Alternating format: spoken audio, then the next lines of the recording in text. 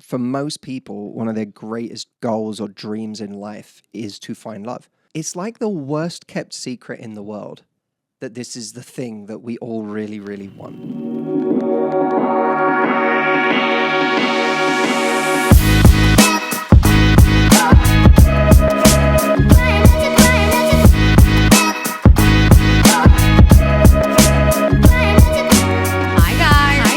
Welcome back to another episode of Girls Gotta Eat. Welcome back. Do you know that I laid in bed the other day thinking about how you got to say it that one time?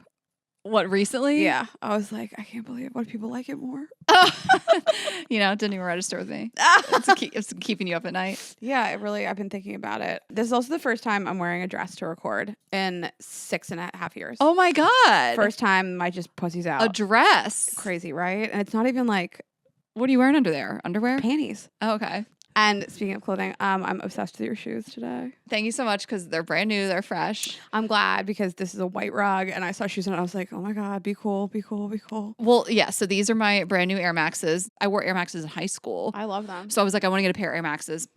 And, Sparkle Eyes is such a sneaker guy and like he's bought me sneakers and like we're like a sneaker couple. And so I told him that I got these Air Maxes and he was like, send me a pic, like wearing nothing but the Air Maxes. And I'm like, you think you're kidding, but I'll do it.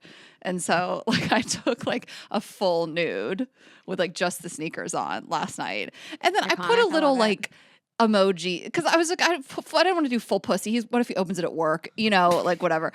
And I sent it. You're putting emojis over your pussy to your boyfriend. Well, I just like you're little, like I'm spicy, but I'm like little tiny. I don't know. I just what time of the day was it? I fired it off when he was at work. Weekday nudes. Weekday nudes. Like, yeah, like it was a 10 a.m. nude. You gotta save like an original version of it. So they're like, I'm not at work. Let me jerk off to it later. But you gotta work hours emojis. But teeny tiny, like little tiny little honeypot. Like right at the vagina slit. In my mind, if you let me guess, I was going white heart. I like the honey pot. And then I love that like crazy satanic devil face. Mm-hmm. Like the red face. The red one, yeah. So I just like teeny tiny over my nipples, honestly, just to be funny. And like fired it off. And so you guys go to YouTube for the photo. It's weird to wear just sneakers. Like to be fully naked and just wear sneakers is so funny. This is so funny. You look great. Thanks. I mean, you can tell I'm buttoning. I mean, it's gonna be sexy no matter what.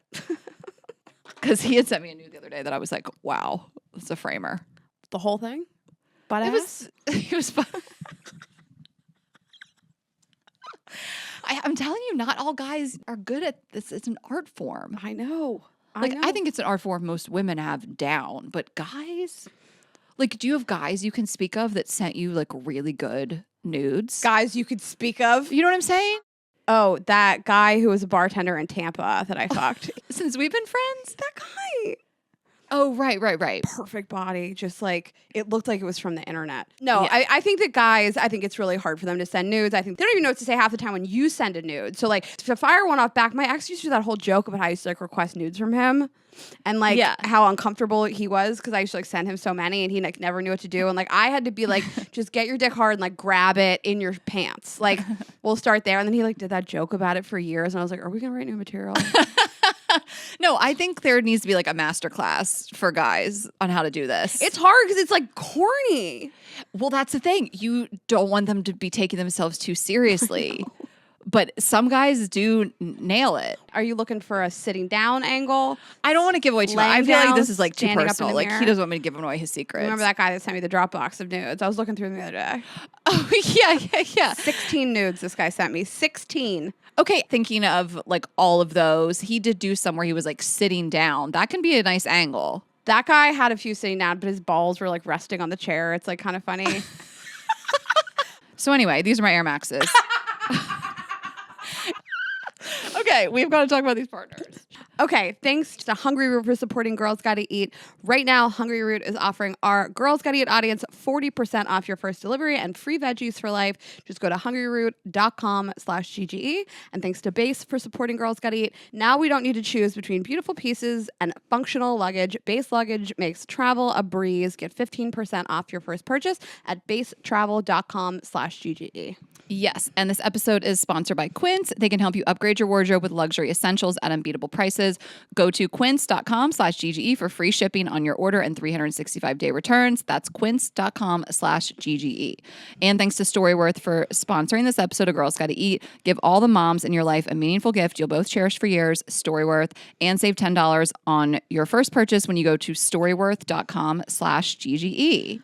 Okay, so Raina, I'd want to tell you this thing. I went to an Earth Day themed yoga class. It said on the schedule. Listen, it said Earth Day. I was like, what are they going to do? Did you laugh yesterday when I woke you up? I was like, hi, happy Earth Day. Listen, hear me out.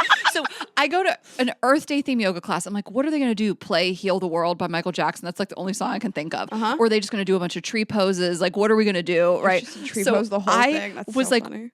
I didn't care. I was like, I love a theme class no matter what. But I walk in and I check in at the front desk, and as I'm walking away from the front desk to go put my stuff in the locker, she goes, oh, happy Earth Day.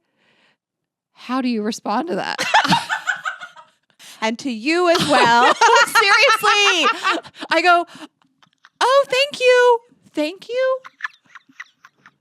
I didn't do it. Thank you. And then I just walked to the locker what just happened? It's and then when you get out of the Uber, how do you respond to Happy Earth Day? It's not Happy Valentine's Day, Happy Easter. You can't say you too. You too? So then get this, nothing else Earth Day themed.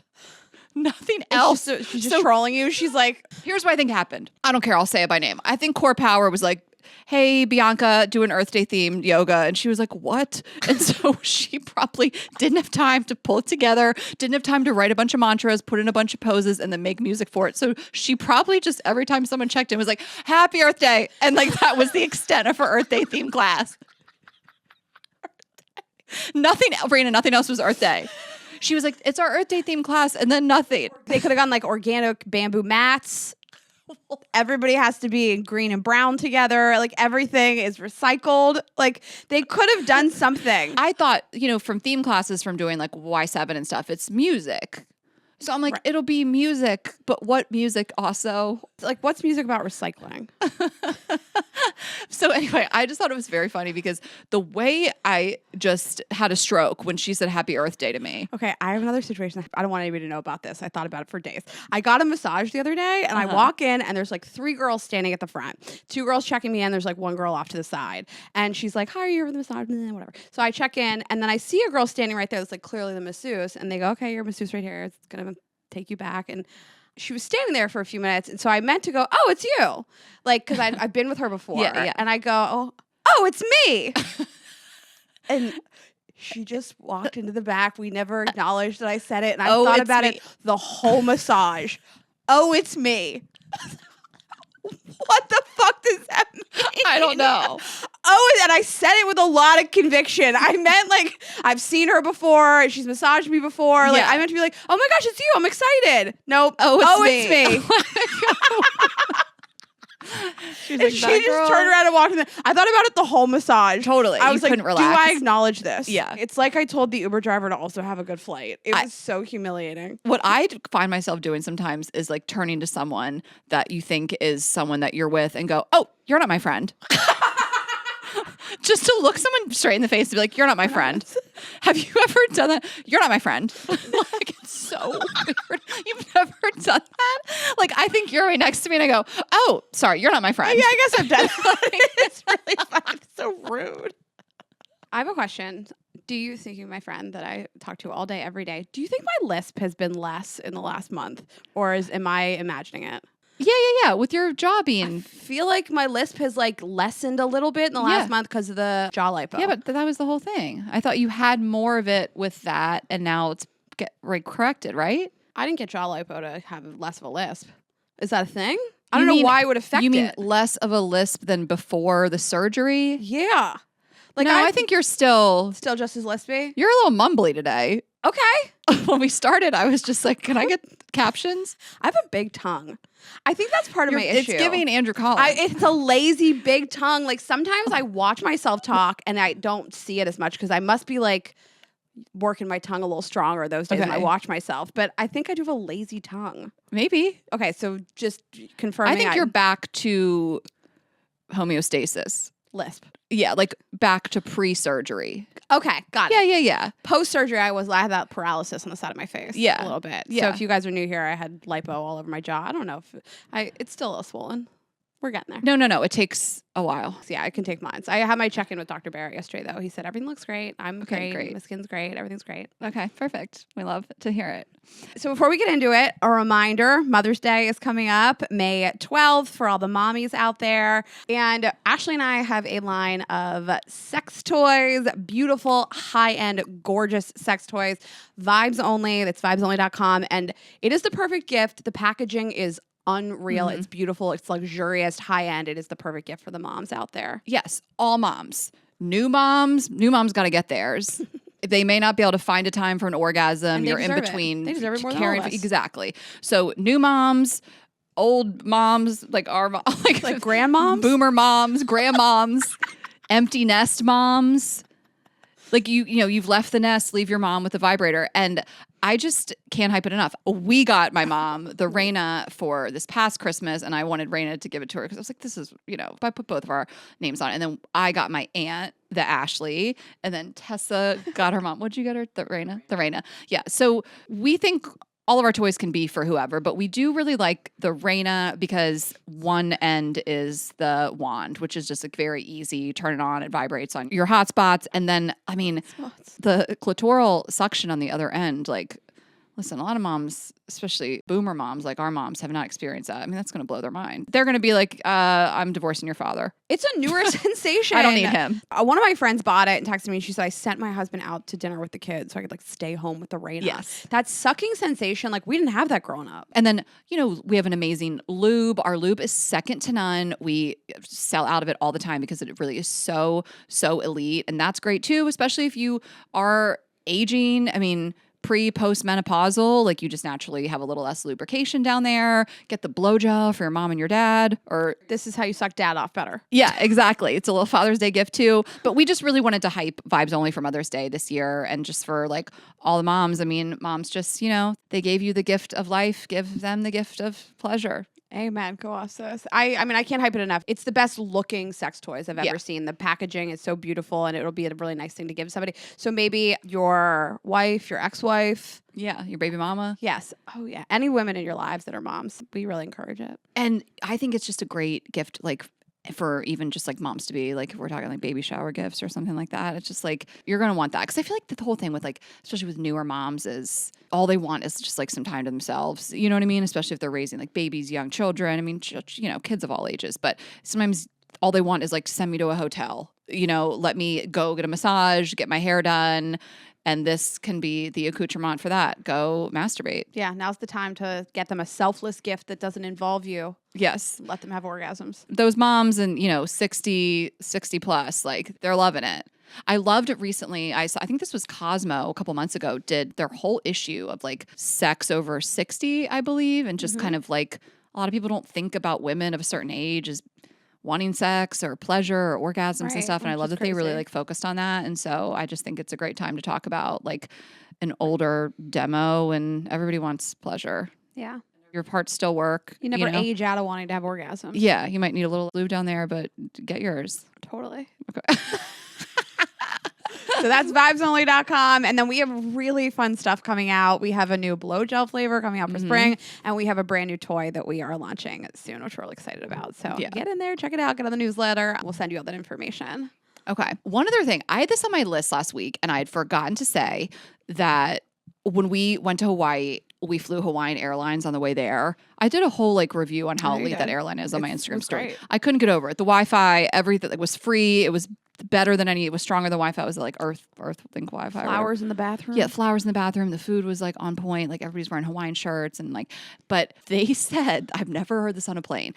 If you're on a red eye and stuff, they'll tell you to like lower your window shade and whatever. But they said midday, they said lower your window shade for a more restful vibe or whatever. Was in heaven. I couldn't believe it. I was like, that's right. Go all the way off Hawaiian Airlines, because if you are new around here, my whole personality is based around my passion for lowered window shades. Yeah. And if people, she'll text me about it on the plane. She hates it. She wants to rest.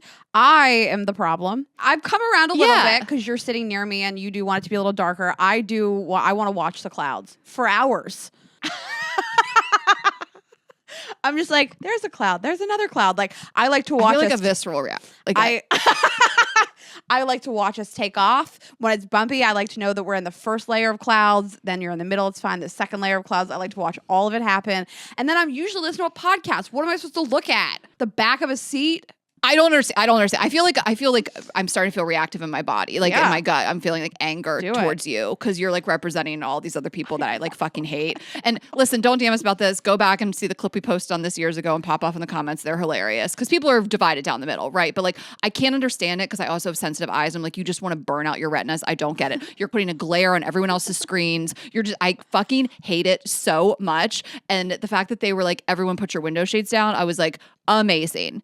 And then I have to tell you that, have you watched the Curb series finale yet? No, not yet. All right, well, I'm just going to tell you. And this is not really a spoiler. I love a spoiler. Okay, I you love read a the spoiler. last page of a book all the time. I guess this is sort of a spoiler, so skip ahead if you don't want to know what happens at the very last 30 seconds of Curb. So he dies. Larry dies. It's a Boeing and the window opens and he flies out. No. So Curb Your Enthusiasm, one of our favorite shows. We love Larry. We have hung out with him. I feel like he is my inner monologue at all times. And the series finale of the whole fucking show, 12 seasons, is him on a plane at the very end yelling across to Susie to shut her window shade. That's so funny. I was like, the fact that this show ends with something that is my defining personality characteristic, I couldn't believe it. He is you. You are Larry. Larry is you. I hate it so much. When everyone lowered it on the Hawaiian Airlines flight, the woman in front of us didn't. That's she was crazy. The only one, but she was like pregnant.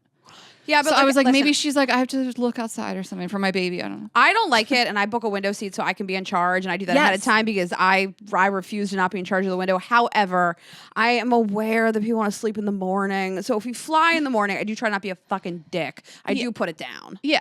No, you're fine. But I know. Hearing you talk about looking at the clouds, I'm fine mostly because I'm scared of you, and I know you'll get up and be like, can you fucking stop? Can you shut that? I think I told this before, but I was on a long flight. I don't even know. Maybe it was like across the pond or whatever. And people were trying to sleep. And there was one asshole in like the lay flat cabin with their window open. And they were sleeping, which nothing makes me more upset. Like you didn't think to shut it for the rest of us. And I went over and shut it. I got a standing ovation from the pole plane. No, kidding. Everyone was sleeping. It's so funny. I'm 2 feet tall. Can you imagine me trying to reach over a person? Like you can like bat it shut with your arm. Your arm's longer than mine. I went across the plane. I was in like 8A. They were in 2F. I walked over. No, I went all the way around. It was like a huge plane. I went up through and around and down the other aisle to shut it. So oh, you thought I just boop boop? No, I went over across. You went from F to A. You crossed the whole alphabet. Was it even affecting you back there? Yes. You were just like, the principle of this being open. No, because you know how I get. I'm trying to work on it. Because even my boyfriend said to me recently, he was like, you really get fixated on something. You can't let it go. Yeah. I'm working on it. Also, when you told me he said that, I was like, did you guys just meet? Wait, you know what it was about? It was about being at this restaurant, and I just felt like they had to shut the curtains because it was like a low, sexy vibe, and the sun was just setting. And it was at this amazing place, Bar Monette, and the vibe in there was so dimly lit and intimate and sexy, and they just had their curtains open, and I felt like it wasn't dark enough in there, and I couldn't get past it. And I just, on the 5th time when I was like, God, this would be so perfect if they would just shut the curtains, he was like, you really get fixated on things, don't you? It's the same thing of like an open shade. She's not a Karen, but it's funny when she does this stuff. One time, I've told this story on the podcast 900 times, but it was my favorite thing I ever witnessed. I was at the beach for like an hour and a half with your dad, and there was like this music. We don't go alone to the beach together. I was on a family vacation with Ashley, but there was this music playing, and it was like really loud and disruptive, and like we just kept talking shit about how annoying it was, and you showed up at the beach, and you just turned it off. Yeah, this family. I was talking shit to everybody. They were in the ocean, and you just walked over and turned it off. Half the family went in the ocean, and this one guy was asleep under the umbrella, and I went and leaned over him and turned it off. I posted a TikTok about this a couple summers ago, and a lot of people popped off in the comments, and like, we're being so rude, saying like, oh, you sound like a lot of fun, whatever. I think it's so rude to play music really loud on the beach. I think when people do things that if everyone did it, it would be like a huge problem in a cluster, I find it like really rude. Yeah, like the same as like playing something loud from your phone in a restaurant or like on a plane or anything like that. Like just you're being disruptive in a public place. I find it like very rude. What if everyone had their music on at like a full blast? That would be insane. Well, I always think about, okay, whose needs supersede others, right? And it's like, does your need to listen to music at an extreme volume supersede other people's need to like enjoy a quiet, nice day at the beach? Yeah. And the same thing with the window shade. Like, does your need to have this up supersede the rest of the plane? Like, you're probably affecting 20 other people. So, like, you're just being an asshole. Yeah. Listen, I'm part of the problem sometimes. But if you really need to like look out and see the clouds or whatever, but the loud music on the beach, I think it's so crazy. I mean, I guess there's some scenarios you're in like Panama City, that's the vibe. You know, when we used to go on adult spring break, we would like set up like a DJ set on the beach, like whatever, that's different. But like you're in a nice family beach or you're just in like Santa Monica or whatever, what are you doing? I can't stand it. You think you get to DJ the beach, and then if it's like heavy metal, I'll call the cops. It's usually not music I want to be listening to. I've never called the cops. I just go over and turn off myself. I always say this on the show. I like traveling with you because you'll do the stuff that I'm thinking about. I'm a Jewish mom. It's how Jared talks about it in his special. When that lady comes up from the escalator, she's like, "What's going on here?" He said they always just complain. His mom's always like, "It's cold in here. Is it cold in here? Everybody's cold." I was taking a Peloton ride. And it was just King. She was on a plane and these like two men behind her were just talking so loudly that she like got into it with them. She told them to like stop talking. She's like, "Why do you think you get to talk loud on a plane?" I hate when people talk loud and they're near me. I hate it. I know. I hate when I sit down on a plane and two people are friends next to me. I'm like, God damn, I have to listen to the sound of your fucking voice. We're trying to rest here. Yeah. Put your window shade down for a restful environment. Hawaiian Airlines. Anyways, Hawaiian Airlines. But I want to say one more thing because we talked about our Hawaii trip last week, and I do feel like I kind of said this thing about Hawaii that like I openly said like I sound like an idiot. I was just like, how did we get them? And I think I'm just very like, we went there and we loved it so much, and I felt like my vibe on it is like, I can't believe this is part of America. Like we're so lucky that we can travel here so easily and without a passport, and but I do realize that it came off kind of ignorant. I got a few messages about it, nothing crazy, but I want to speak about things and be culturally sensitive, like I understand that that's like a long history and it's a sensitive topic, and there's a lot of Native Hawaiians past and present who aren't thrilled that they're part of the U.S. and I like want to pay respect to that. And I just feel like I'm not getting to get into a history lesson here. I should probably brush up myself, but we promoted Hawaii. We told people to go there. And if I'm going to be somebody that people are looking to for like to go to this place, like I just want to speak about it in like a respectful tone. So that's like the only thing I wanted to say. I mean, I think when you travel, Rain and I really always want to be respectful to the culture. When we went there, we went to this luau that was like hosted by like, 4 generations of this Hawaiian family. And I feel like we learned a lot about the culture, and we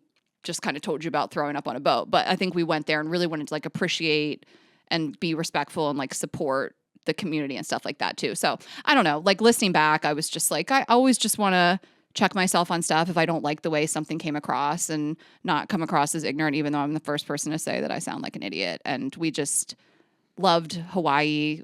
We really have a lot of respect for it. I mean, when the Maui wildfires happened, I like posted a ton, I donated a ton of money, and they are part of the US, but I realize it's like different too, and that it is sensitive and like a long history there. So that's all I wanted to say. Okay. Because I loved it. I want to go back. I want to go back so badly. Yeah, like it's a place I'm like, I see this in my life as a place that I really want to like go back and always like be a respectful traveler.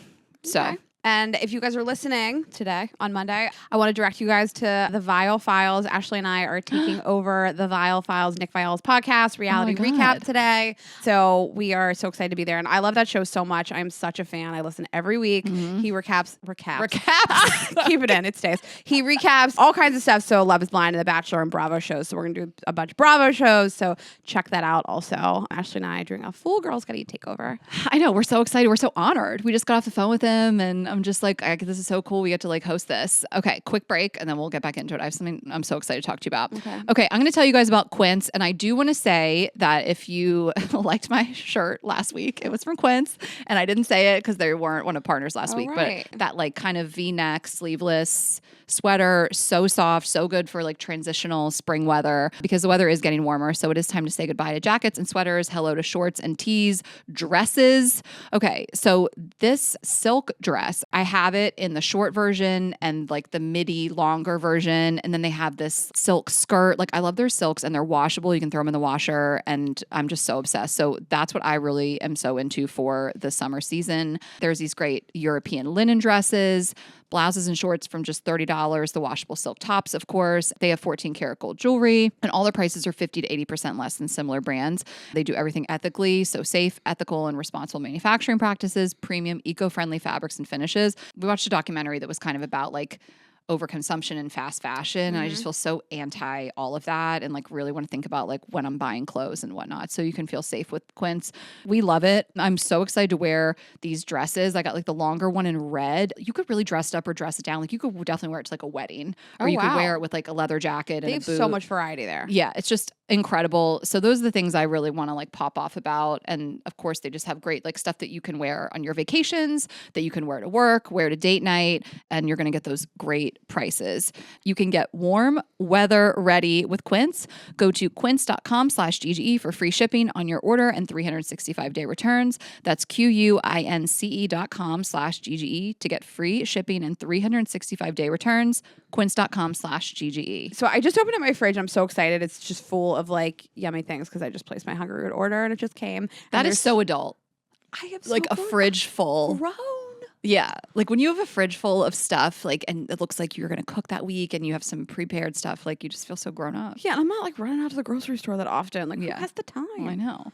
So since they became a partner, I'm like loving them. And if you kind of just like value your time and time spent at the grocery store, I think you're going to really love Hungry Root. And right now, Hungry Root is offering you 40% off your first delivery and free veggies for life. Just go to hungryroot.com/GGE. And it's really the easiest way to eat healthy. They send you fresh, high quality groceries and simple recipes. So it's sort of like your personal assistant for healthy living. So you go to their site and you take this short quiz and it asks you all kinds of questions about your lifestyle. So are you eating or feeding yourself or multiple people? What are your goals? Do you want to save money, lose weight, simplify cooking? So there's tons of stuff to choose from. Are you like a vegetarian, a vegan, pescatarian? And then there's all kinds of customizable ways. It takes just a couple of minutes, but I mean, truly like, do I want high protein, less sodium? What kitchen appliances do you have? So there's tons of customizability, and then they put together a box for you. And I'm just truly obsessed with everything that comes.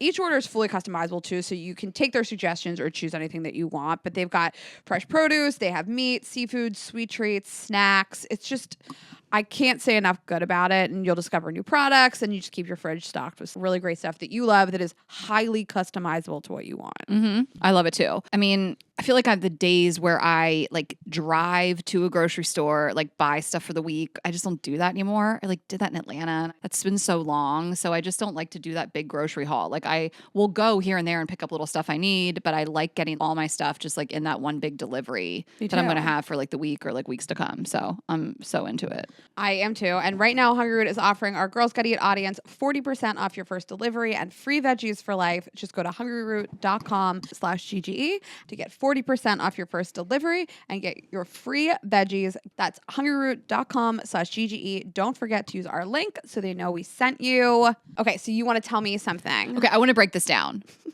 So I saw this, and I didn't know about this. I saw this on like an Elite Daily post where, you know, Taylor Swift is back in the... Was she ever gone? Well, it's just with the new album and stuff like that, which if you're a Swiftie, we don't need to break down the album for you. I've been like listening to it off and on. I don't have a lot of thoughts right now. I got to catch up because I'm going to Wembley. I'm going to London and I'm going to see her there. Oh, yeah. You're going to go see her. I'm so excited. I was going to do Amsterdam. Now I'm doing London. Yeah. I can't really speak on the album. It hasn't been like top priority to listen to it front to back. That's no shade. You know, we love her music. Front to back. Like, well, you know, like ass. Beyonce. Like, it's not within my realm to be like, oh, I'm still kind of listening to it. Like, the Beyonce album came out. I'm listening to it on the spot. I actually opened up my eyes and turned it on immediately. But Yeah, Spotify sent me push notifications. I listened to it at like 9 p.m. Then it came out at 12 midnight on the East Coast. Like I'm listening to it. Me and Taylor voice noting back and forth about it. Like that. I'm Beyonce Religion, girl. yeah. Taylor Swift. I just haven't listened to it in full. I don't know if it's going to be one of my favorites. I'm a 1989 girl, followed by Reputation, followed by Folklore. So you got that ranking. But anyway, we've been busy lately. It's 31 songs. Exactly. She's so generous. So she's back in the news, like your whole feed, whatever. And I saw this thing and I was like, what is it? And it said Elite Daily. And the headline was Joe Alwyn sitting in the booth really so bad? And I didn't know this whole thing. And it basically says 2 Elite Daily staffers debate the infamous Boothgate incident between Alwyn and Taylor Swift. So basically all that happened was that I don't know about this at all. They were just seen in a restaurant in New Orleans and he was on the booth side. And the pictures are very uncomfortable. Taylor is up in the chair chair. So she's, and she's so tall. She's like built like me. And so she's just kind of looks so uncomfortable. And he's just chilling in the booth. people went crazy. They like villainized him for it. That's the girl I want to seat. discuss booth boyfriends. But before that, I do want to say there is certainly a world in which Taylor was like, I don't want to face the restaurant. Granted, they were in a very well-lit public restaurant, so you know what you're getting into. But I can see a world in which you're like, I have to look at everybody. Yes. But also she looked very like physically uncomfortable. She's hunched over. She's in the chair. Everybody's walking by no matter what, seeing them, whatever. But who knows what went down. So I'm not villainizing Joe Alwyn, unless, of course, he's the guy that slides into the booth first. But this really made me want to open up the conversation about booth boyfriends. Okay. Here's my feelings. You have to let me sit in the booth. I face the room. I'm the girl. That's the girl seat. Except the only person that will not do. My dad refuses to face a wall. It is so fucking rude. Somebody who like loves me, so proud of me, all this and then thinks like the sun shines out of my asshole. He will not let me sit. You have to give your dad the booth. Little Bill, he's in the booth. He refuses to face a wall. Won't do it. He does it to his girlfriend too. Okay, that's so interesting. I mean, it's your dad. You got to respect your elders. But whatever he wants goes. But his girlfriend should break up with him. That is so crazy. Raina, if I was with a guy and we went to a restaurant and he just slid right into that booth. My dad is immovable about it. He won't even reason with you. If I was on a date with somebody and he behaved like that. It's the same as if they don't ever think to walk on the street side of the sidewalk. It's the same thing. I'm sorry. Whatever. Maybe we're old school. We like this shit. It gets us wet. It's just a thing. You all should know it's it. A thing. That terrible guy I went on a date with at Grand Blanco who got into a fight with me on the date about gun control and women's safety. Yeah. That guy I walked in sitting in the booth. No. Maybe face the wall. The way I would walk out, I asked Sparkle Eyes, I said, what if we always went to a restaurant and you slid into the booth? He goes, you wouldn't be with me. You know, like it's crazy just. behavior. So disclaimer, there's a couple people in the comments being like, well, my, boyfriend is a former military or whatever. He's got to eye the exits. For God's sake. There's an exception to everything. Exception to every rule. But I can't see someone maybe funny. Like Buck that's like, I got to watch the exits. Buck. My dad's not watching the exits. My dad's 2 feet tall. Who's he going to beat up? Yes, if you have a medical or mental whatever reason. A medical or mental reason. But otherwise, this is just one of those things. If I'm out with girlfriends, I don't feel the need to like get the best seat in the place, like whatever. But if I go out with you, I like to be a little lower because you're so much shorter than me. If I'm in the chair, I'm like looking like Taylor crouched over and you're just down in the booth, so it's like whatever. But on dates, it feels like a must. I feel bad because I can't actually articulate why I deserve it more. Like, can you articulate it? Yes, it's comfort. It's like grabbing the car so she doesn't have to walk in the rain, walking in the street side of the sidewalk. It's making the woman comfortable. It's just chivalry, and it's just a little old school. It's opening doors. It's all that stuff. Like, it's making sure you offer up your female date the comfortable seat first. I hear you. I'm short though, and so I don't really love a booth. But when I think about physicality, like I fare better in a chair because I'm higher up. Booths you sink in, and I'm 5 feet tall. Yeah. But I like to eye the vibes, and there's no way I'm staring at a wall for an entire date. Yeah, and then people see Raina Greenberg, and then people see A-list celebrity Raina fucking Greenberg out with a booth boyfriend, and then there's just. Can you imagine? You're on Dumois. Somebody walks. Raina's a booth boyfriend. Somebody walks over and they're like, "Are you Raina?" And I'm like, "No, I'm not."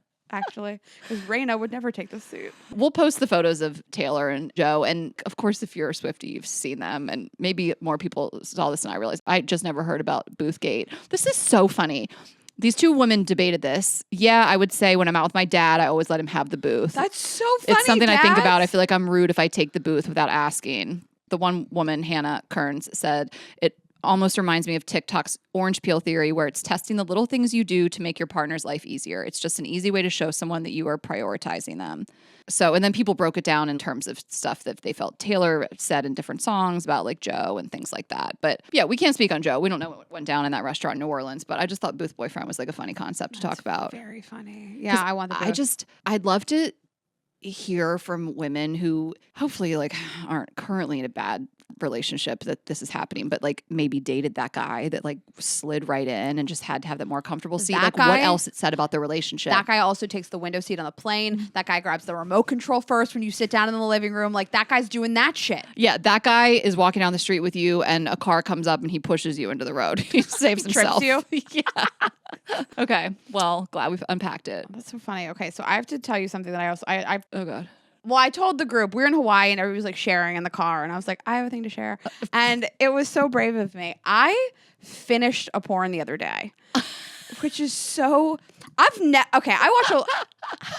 watch porn like once a week for the last 15 years. I watched a lot of porn in my life, and I enjoy it quite a bit. I have never finished a porn a single time in my life. Like I watched like the full 11 minutes. I was just gonna ask what was the length. Most porns that I watch are on like those terrible sites. So they're like 7 to 11 minutes. Not that long. I've never watched a porn to completion. Does this resonate with you at all? Because you don't really watch porn. I don't really watch porn. I know. I feel like I'm not your audience. I know. Like, I understand that you usually put on a porn and get right to it. Did you ever masturbate or you're watching just for fun? What? Is that a dumb question? Had you prepared to masturbate or you were like, I'm just going to see what's up? Like there was nothing on Netflix. So I turned on porn. And was it on your TV? No, it was on my phone. A couple times I did mirror my phone onto the TV. So funny. It was so luxurious, but I was like, I don't need to do all this. It's too many extra steps. I'm trying to have an orgasm. No, usually I watch for like 3 minutes and I have an orgasm and I'm done. I've never seen the cum shot. I have never seen somebody like, it's so rare to like see somebody come at the end of a porn. I like never seen it. What'd you think? I didn't hate it. Yeah. You love cum. You know what I would think you would do is I don't fast forwarding. I see you turning on a porn and be like, I got it, whatever, he's the handyman, blah, blah, blah, and then fast forwarding straight to the cum. Okay, so here's thank you so much for seeing me. I don't like watching the oral cum. Like I don't like watching people get in their mouth or on their face. It makes me sick. And so I'm just like, well, I'm just gonna watch me like cum on someone's pussy. I know it's really dirty, you guys. Whatever. What do I care? Yeah, it's a sex show. I've never ended a porn before, but I've been smoking this weed lately. So I bought like weed that was just gonna make me like a little. I like chill weeds, make me a little sleepy. But the weed I've been smoking makes me like I can just masturbate forever. Too long? Too long. Okay. And normally I masturbate for like 8 minutes. I hate that Tessa's here. Tessa, don't look at me. Tessa got her mom a vibrator. She's cool. That's true. That's right. Your mom's doing this too. Tessa's like, Mom, have you ever finished a porn? She texts her. Raina made me ask. She's like, that company needs HR, Tessa. Your dad's going to call somebody. It's just, I've had this like crazy porn evolution that like I used to just read erotic stories. Yeah. That's how I started off. And like, I've never watched anything. Then I only would watch lesbian porn. Like the penises could get the fuck out of here. I never wanted to see a penis in a porn. And then during COVID, I started watching like male on female porn. And now I've like hit the top, which is I've watched the end of a porn. Yeah. Straight porn. So now you just got to go into our app where we have audio porn and get into that. I like the ether. Well, we do have an app and there are erotic stories, but it's nice about them because you can take them on the road. You can just be on a walk. You do your little cute walk streets listening to porn, which is nice. Right. Watching porn on a walk feels like a male behavior. Yeah. Like you go into like the Delta Lounge, you walk around, look at guys' phones. I bet you like 30% of them are really. It porn. Is so funny because I think about guys like watching sports, on their phones undercover at like a wedding. You look over, it's just porn. That's so funny. That's so fun. They're watching the end of the porn. You're like, show. Oh, look at that guy. He must be like watching the Celtics game, and no, it's just like he just like cum cinema shots of it. Yeah. Okay. Well, I loved your update. Yeah, I loved yours. Okay. Well, we have Matthew Hussey today, guys, and we are so excited. But just gonna tell you about our final partners. So excited for this one. It's that time. Storyworth. We don't talk about them so much, but when we do, it's always really important. And it means that there is a reason coming up why you should try Storyworth. So we love this so much. And we were talking about Mother's Day and whatnot. And Storyworth is just this really special, sentimental thing that I've done for my mom and my dad, and my cousins have done for my aunt, their mom, and we just think it's such a good thing that you can do. And I'm going to tell you all about it. But before I do, Storyworth is offering $10 off your first purchase at storyworth.com/GGE. So this is just such a good gift for really anyone in your life, but really parents and grandparents, and of course your mom as Mother's Day comes up. So here's how it works. You're going to sign up and make your purchase, and then each week Storyworth is going to email your loved one a thought-provoking question that you get to pick. And so there might be something like, tell us about your first job, or tell us about a big challenge in your life, or how did you meet your partner, or what was having kids like, or I like this one, I always bring it up, like what did you do for your 30th birthday, and different things like that. And then they're going to answer it, and then they make the process really easy. So your loved one, your mom, whoever is going to answer that, just respond to the email with the story. It's really cute. And then they're going to compile this over the course of a year into this book. And the book is so beautiful. beautiful. I just always want to stress that this isn't some like photo book looking kind of cheap thing. Like I think that goes without saying, but it really is this like beautiful keepsake hardcover book you'll be able to share, revisit for generations to come. Obviously, when we did it with my parents, me and my brother each got a book, so we'll have that forever. And it's just so cute. That's why we've loved it as a family. It has over 25,000 5-star reviews on Trustpilot, millions of stories preserved since they were founded over 10 years ago. It's just like this most special gift. And this can be a great time to do it so you can give all the moms in your life a unique, heartfelt gift you'll all cherish for years. Storyworth right now. Save $10 on your first purchase when you go to storyworth.com/GGE. That is storyworth.com/GGE to save $10 on your first purchase. Yes, and last but not least, base. Ashley and I travel so much, and it is so important to us to have luggage that is both beautiful and functional. And we have gone through so much luggage in our times traveling all over the world and the country for Girls Gotta Eat tours and things like that. So I am so happy we found Base. I love Base. I have every single thing that they make. As you can tell, we love our Base pieces, and we have an offer for you. Go to basetravel.com/GGE for 15% off your first purchase. You guys, they've thought of everything, and it's the only thing I use. I use the big bag, I use the carry-on, I use the weekender. They have on the checked bags and luggage. They have 360-degree gliding wheels, a cushioned handle, which I'm obsessed with, built-in weight indicator, washable bags for your dirty clothes. That's so huge because like one of my biggest travel tips has always been get a dirty clothing bag to like bring with you, and they just supply you with them. And then for shorter trips, we love their weekender bag. It has a zipper at the bottom. It's a separate compartment for your shoes or accessories, things like that. They just make travel so beautiful. And every time I see somebody in the airport with that stuff, I'm like, she gets it. That girl gets it. Okay, I just looked at this collab, this like Lonely Ghost collab. Have you looked at this limited edition, this red? Are you dying? I cannot believe it. I'm going to buy this right now. Okay, so I have to tell you. You're going to buy it live? Rain, I'm going to come, fuck it, I'll do it live. Rain and I both just recently got the mini weekender. Not in this red, but you know, I got it in the beige color, which I love. My big weekender is also in beige. So I had not been able to speak on the mini weekender before. This bag is so amazing. The weekender is big. It's a big guy. It's bigger you than can me. stuff it under seat. I've said this before, so don't worry there. You can carry on with it. But the mini weekender, if you just need a little less room, is just this perfect bag. And I went to Soho House the other day and I wanted to bring a change of clothes and my laptop and like all my stuff. And like I felt like I could roll up in that and not look like I was checking into a hotel, you know? So I just love it so much. I'm so excited. I said this before. I got my boyfriend a suitcase for Valentine's. Like we're just such a Base family and we love it so much. But I am dying over this red. And also their stuff are good browns, good beiges, good pinks, everything. I love their colors. Right now, Base is offering our listeners 15% off your first purchase by visiting basetravel.com/GGE. That's BEIS travel.com/GGE. Okay. Okay, guys, we are so excited to welcome back a very special guest to the show today. He is a New York Times bestselling author, speaker, and coach specializing in confidence and relational intelligence. His YouTube channel is the #1 in the world for love advice with over 500 million views. You have seen him literally everywhere you can get advice on dating, from Netflix to Good Morning America, Business Insider, and of course this podcast. His newest book, which we are over the moon excited about, is out now, Love Life. Please welcome to the show, Matthew Hussey. Thank you for having me again. Yeah. I feel like it's been a long time since we did this. It has. Years? We did it in the summer of 2021. I was in a hotel room in Seattle. You were in I was in Delaware? the Hamptons. In the Hamptons. We have been through so many life stages with you. And life stages of the US too. Like we were like pre-COVID, right post-COVID. Yeah. And then we were with you on the Drew Barrymore show. We did that panel. And then now we're here in the LA studio. We moved here. We live here. You got married? I got married. You got married. Yeah, that little detail. That happened last year. I feel like you've been through a bunch of stages. I've definitely been through a bunch of stages since knowing you. I've been through happy times, really miserable times.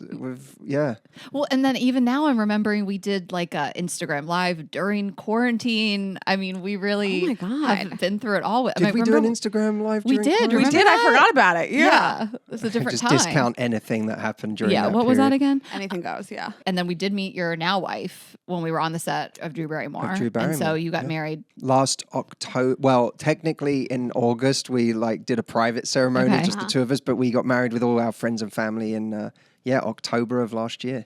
She's wonderful. We loved her, and she's just beautiful and kind and smart. And it must be really interesting being a dating coach all these years and finally finding the one. It was. You open your book. It's very funny the way you open your book yeah. talking about how you're a dating coach who's like a shit boyfriend, which I think is really funny. I don't know. It felt like you were faking it till you make it type of thing. You're super vulnerable about being basically put on blast of like, how can you give this advice? You've never even had your heart broken. And like, I can tell. And I found that really just refreshing. Yeah, and it shows. And the way you kick off the book like that, I mean, it's really honest. The book's incredible. We are obsessed with it. Yeah. It means so much to me coming from you guys because you two are incapable of inauthenticity. Yeah, we just wouldn't say anything. We'd be like, so you wrote a book. Yeah. I feel like I was telling you what I thought about it earlier, and you were looking at me like, "What's she about to? Is she going to ruin my day or not?" I just know. I know you two wouldn't bullshit me, so it's for you to say that means an enormous amount. And yeah, I think after all these years, I've been doing this for 17 years now, which blows my mind because I always associated with being like the young pup in the room. Mm-hmm. And now, like, people used to say to me, like, you know, how do you know all this stuff at this age? And increasingly, people stopped saying that. And I realized at some point, like, I just passed the point of it being impressive that I knew things by a certain age. That's funny. Yeah. And, you know, one of the perils of starting something like this young is that I'm still making all of your mistakes. And I'm still making a bunch today, don't get me wrong. But it's like you're still in those phases of figuring out who you are and what you want and not knowing how to be happy. The funny thing is, when I started out, in my mind, I wasn't thinking of it in terms of I'm helping people find love because I have found love and now I'm showing other people how to do that. I was someone who was like this shy, introverted kid who got high at 11 years old on like Dale Carnegie's How to Win Friends and Influence People. And I was like, oh my God, I didn't realize that was a big book. Like I picked it off my dad's bookshelf and I thought I had discovered this like secret scroll that no one else knew about. So and I was funny. like, wait till people see this. I felt like that when I found my dad's Playboy when I was like 11 and I was like, girls can do that to each other? That's crazy. I have to tell other women. Do the other ladies know about this? Sorry. It's a fucked up parallel. That's so funny. That's really funny. Sorry. It's as odd me taking an interest in, it's actually more odd me taking an interest in how to win friends and influence people at 11 years old. Yeah. That's like, It's charming. I don't know if it's charming. It's cute. I thought at the time, like, oh, what a funny book. And then when I opened it up, I couldn't put it down. Like that idea that I wasn't stuck with being shy. There was actually things I could do to have more impact was like a revelation for me. So I had taught myself how to create more opportunity. And when I first started making YouTube videos at 19, that was really just me sharing like, here's how you can create more opportunity. And one of the weird ways I identified with women at that time was so many women, when they were coming to me for help, was basically, it was clear to me they were like waiting to be chosen instead of doing the choosing. And I was like, well, that's kind of me. I feel like I'm doing the exact same thing. Yeah. So I'm learning how to be more proactive. Let me show you what I'm learning about how to be more proactive. And so much of it translated, but I did not know how to be happy in my love life.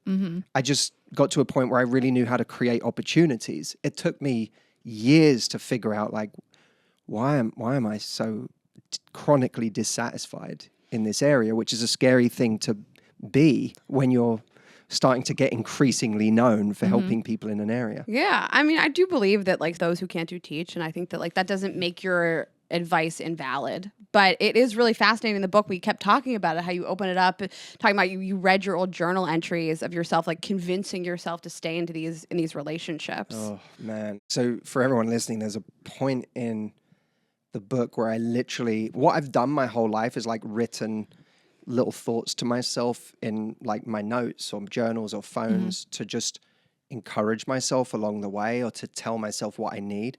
And I can remember like there was a relationship where I was deeply unhappy and I wrote notes to myself about that were like really designed to like get me in a gear where I could continue to endure this pain. And it was like, they were like supposed to be notes of encouragement, but I look back now and I read these journal notes and I include a couple of them in the book and I cringe. I cringe. I can read one. Oh, go for it. Yeah. You said, my expectations are what's fucking me up right now. Before, I just appreciated it for what it was, but then I went from gratitude to expectation. You're talking about your relationship, but you wrote that this is this chilling justification for your then well-practiced masochism. My problem is not that my needs aren't getting met. My problem is that I have needs. All I need to do is get back to being grateful that I had this person instead of having any expectations of them. Forget feeling safe, secure, and loved. You're just lucky to be here. The way you describe it as if the notes you're writing to yourself were like you were in Navy SEAL training is just like, I think that's going to speak to a lot of people. Like the overarching theme today might be something along the lines of relationships shouldn't be this hard. They shouldn't feel like a day-to-day struggle where you have to write yourself inspirational notes to get through them. And we're not talking about, 10, 20, 30-year long marriages, kids, Sure, kids, things like that. That's not necessarily even the bulk of our audience, but like this was just a relationship, like a girlfriend-boyfriend relationship. And you're out here like, you can do it, man. You'll get through this.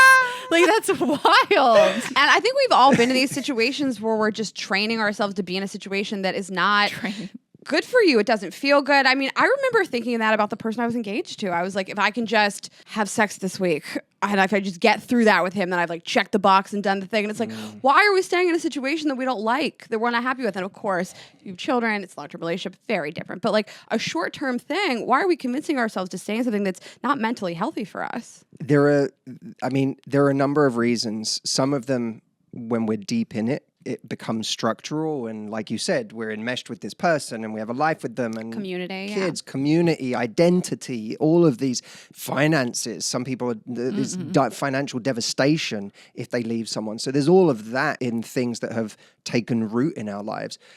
But then even in the things that haven't, there's what we're choosing to value. Like I'm choosing to make this person my value in life.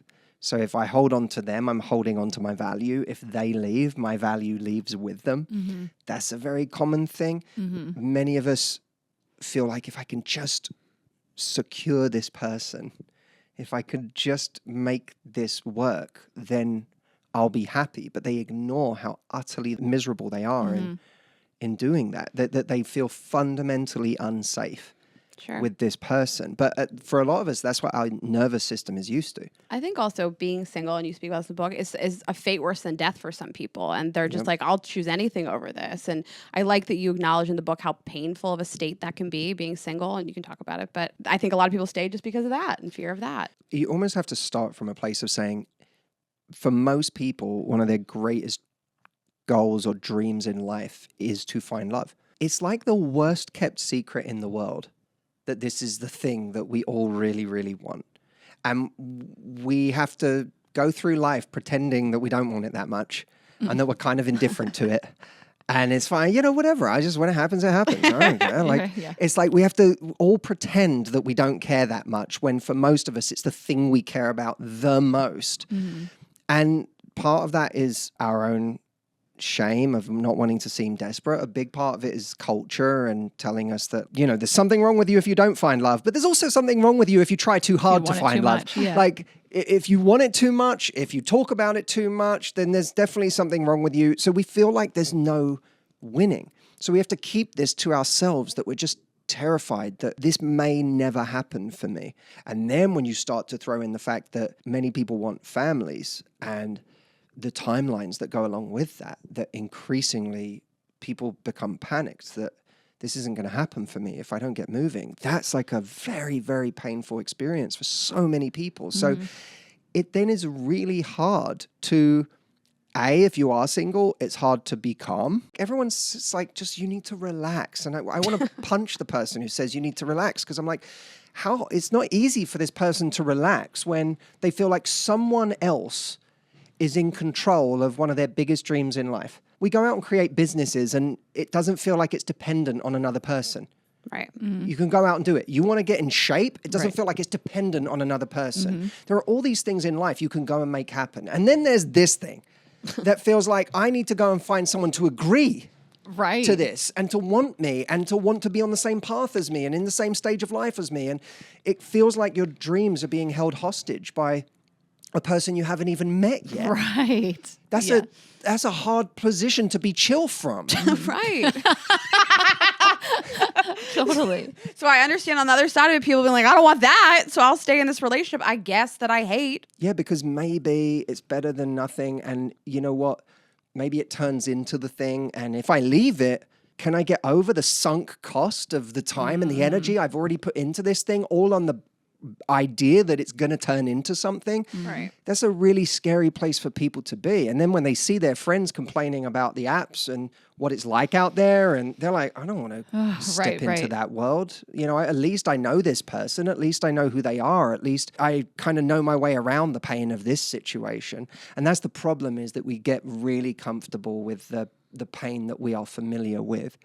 So we repeat that over and over and over again in our lives. And just write ourselves inspirational notes to get through to get through. You do this, man. Well, I had a friend of mine who came to see me. She actually did an interview with me on my podcast, and she saw me at a time when I was like really in that place, like in that denial of how hard it was and how unhappy I was. And she didn't tell me this until after the relationship ended, but she said, when I came to see you that day, and she hadn't seen me in months, she said, I went to my sister's house afterwards and I said to my sister, oh, he is not happy. Like he is not in a good place. And I had no idea how much I was telegraphing that. Wow. I thought she'd just come in, I'd seen my old friend and we were hanging out and doing the podcast and whatever. And she left and told her sister about how deeply unhappy I was. That's so scary to me, that I could be that out of touch with my own feelings and my own experience. We have that happen to friends. It's really sad. We were just telling you about a friend of ours that she doesn't see what we see. You know, like we're kind of able to see how like her personality has changed as a result of, you know, what she's been through. So yeah, sometimes other people have to like tell you. Oof. So the book, and you know, we have so much to talk about today, but we still wanted to hear of like why you wanted to write it, and you know how long it took, and like, you know, what was your ultimate goal? Actually, I was in no rush to write another book. I wrote a book 10 years ago, and my publisher every day since was asking when's the next one, and I just didn't do it for years. I didn't do anything, and I was like, I'm not writing another book until I feel truly compelled to write something. And it got to the point where I'd been through a lot in my own life. I'd feel like I dug a lot deeper in what was going on with people. Like it was really clear to me. Like I kind of got known for this early thing of like, this is way in the beginning, like talking about how people could make a move. And I talked about dropping the handkerchief. And it was like a fun metaphor that really helped women especially be proactive without feeling like they were suddenly going into this overly aggressive mode of having to make the move all the time. But I had this idea in my head that if I could get women to have more choice, they wouldn't make choices to be with people who hurt them. And what I discovered was that I wasn't right about that theory, that even if I helped people get more choice, they would still gravitate towards situations that hurt them. And that became, for me, like, oh, this is something I want to understand. I want to write about. Well, firstly, how can I help people who are single, want to find love, and are struggling with the emotions and the thoughts that plague us when we're in that place, which is a form of chronic pain. And it's a chronic pain that we need to learn how to manage. And then how can I help people find love faster? And what are the deeper obstacles that are preventing us from finding love? And then lastly, how to be happy no matter what was really important to me, because I was like, to me, we cannot wait until a day where we meet our person to start experiencing life fully, because life is too short, and these are some amazing years we're in right now.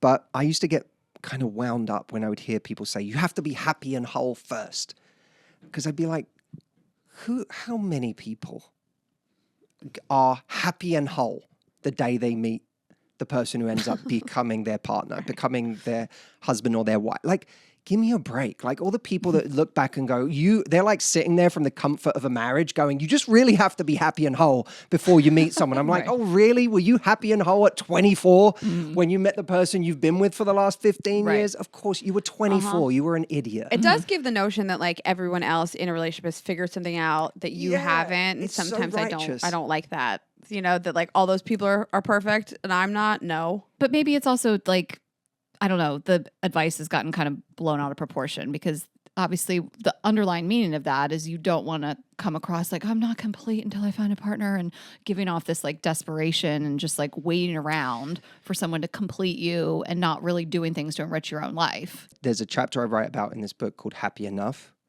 which is a phrase I love because it's achievable. Mm-hmm.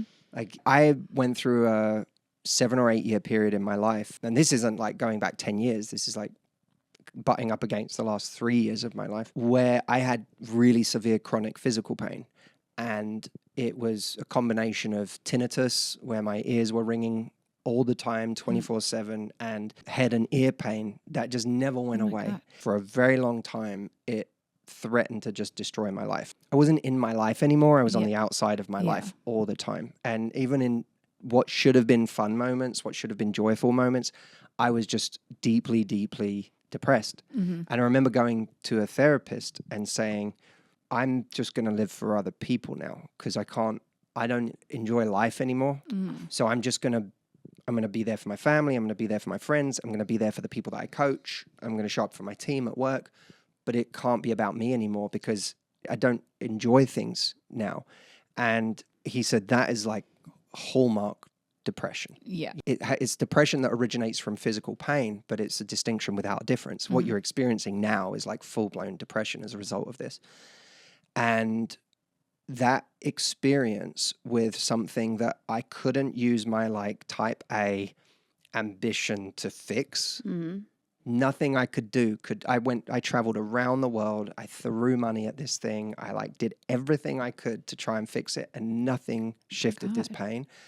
And when that was the case, I went to hopelessness. I just went to complete despair because I was like, I don't know how I'm going to do this for another 50 years. Like, I don't know what to do. It wasn't like 3 months I had it and then I gave up. I had it for years at that point. I would feel so angry every single day. I was, deeply. Yeah. You know what's funny? I haven't said this to anyone yet on any podcast, but there was a first years ago when I handed not a full draft, but when I handed a series of chapters to my publisher at HarperCollins, Karen Rinaldi. I sent her this and I was like, hey, I'm ready to write the next book. And I sent her the chapters and she sent me an email back and she said, I'm so sorry. I so wanted to like this, but there is something deeply off in the tone of these chapters. Wow. She said, it reads as really angry. Wow. And I look back now and there was areas where she was over harsh, but I understand what she was saying because I was so angry. Yeah. And what's funny is it ended up being one of the greatest parallels I drew on for this book, because this wasn't even too long ago, but I had a woman in the last couple of years say to me, this was her first session with me. I don't do private training in the same way anymore, but she's part of a very small group of people that I work with. And she said to me in this one-on-one moment, and bear in mind, this is her first thing she said to me. She could have asked me anything. She did not ask me how to find love. She said, Matthew, how do I kill my desire to find love? Oh. And this was a person in her, I want to say 50s or 60s. I'm not sure. She said, how do I kill my desire to find love? She said, I have been wanting to find love my whole life. And I was married for a couple of years, briefly. It wasn't great, but it was something. Since then, years have gone by. I've never found it again. I so want to find love. When I see my friends in relationships, I am happy for them. And at the same time, I just feel this knot in my stomach because I see what I want and haven't found. And she said, if I don't kill the desire to find love, I'm worried I'm going to be sad for the rest of my life. And I don't want to live out the rest of my life as a sad person. So how do I get rid of this desire? And I saw myself in that therapist's room saying, if I can't shift this physical pain, I'm going to be unhappy for the rest of my life. And I thought the things people go through when they're single and they want to find love is chronic pain.